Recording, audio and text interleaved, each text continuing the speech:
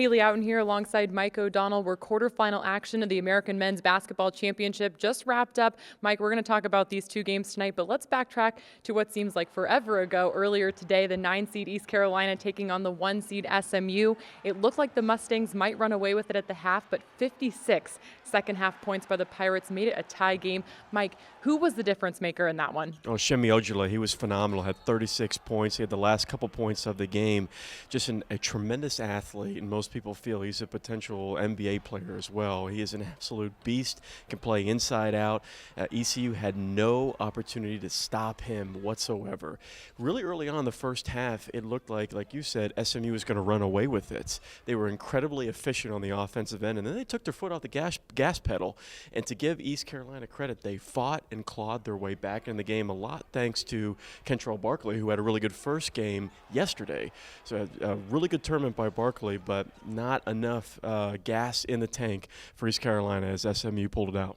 Well, they'll take on the winners of game number 2 from today, the UCF Knights. They played a really strong game against the Memphis Tigers. Taco Fall got into some foul trouble early on, but Chad Brown really stepped up defensively. Yeah, he was an energy difference maker off the bench. This game was out of reach early. I mean, Memphis kind of just didn't even show up to play. It was really disappointing. UCF came out and was lights out from the three-point line. Matt Williams had multiple threes. B.J. Taylor started making threes. A.J. Davis got into the action as well. They had a good inside-out game. They never took their foot off the gas pedal. A tremendous job by the UCF Knights, who a lot of people feel can make a run in this conference tournament. Very important game coming up for them tomorrow. That one will tip at 3 p.m. Eastern on ESPN2. Now taking a look at the second semifinal of the day from tonight's action. In the first game of session 2 was the 2-seed Cincinnati versus the 7-seed Tulsa. Mike, what was the difference maker to you in this game? Cincinnati just looked really, really good. Yeah, Cincinnati was tremendous. Their defense is so good, and we know that. It's been like that throughout the course of the year. But offensively, they now have some serious firepower. But the difference maker for me was Troy Copane. He had a few games this year where I thought he wasn't as aggressive as he should have been, especially in late game situations. But today, he was tremendous, had an outstanding performance, one of the best players in the conference, and complemented with Kyle Washington, a really good performance on both ends of the floor for the Bearcats. And Cincinnati will move on to play the winner of tonight's final game, UConn. Mike, the Huskies were able to pull off a win against the 3-seed Houston. They lost twice to them in the regular season, but were able to flip the script tonight. Jalen Adams, 23 points, played every single minute. Why was he so effective? Yeah, Houston came out really hot. They hit their first couple shots, and it looked like, oh man, they might go on one of their 10, 12, 15-point runs. But UConn, it's March, it's madness, and the Huskies just have this feeling when it comes to this month that they know how to play. And this is the team, this UConn Huskies team that we've been waiting to see all year, and they showed up to play today especially. All 5 starters were tremendous on both ends of the floor. We're going to talk a lot about their offense, and that's what a lot of the pundits are going to write about, but their defense in the half court was tremendous.